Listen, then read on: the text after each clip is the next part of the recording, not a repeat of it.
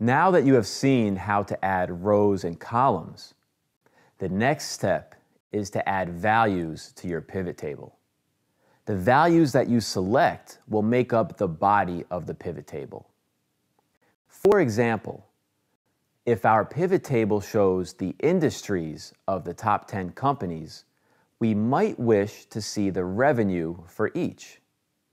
You would do this by clicking Add in the Values section and selecting Revenue. You may notice that when you select Revenue, it appears in your pivot table as Sum of Revenue.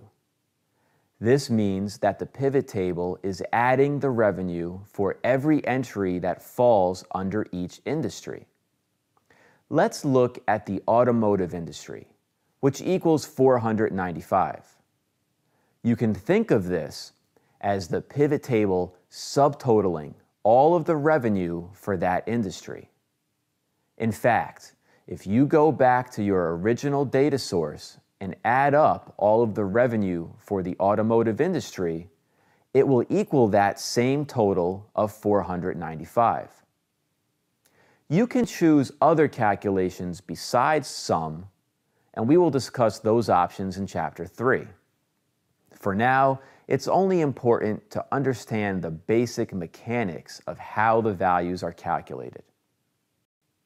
Now, what if you want to see the profit for each industry as well? All you have to do is click on Add again and select Profit, which lets you see multiple values at once. This allows you to gain additional insight, since the industry with the highest revenues does not necessarily have the highest profit. While the rows and columns are often the first things you want to select, the value field will often be the primary consideration for your pivot table, as it contains the mathematical calculations that help you analyze the data. Time to put this into practice. Let's try a few examples.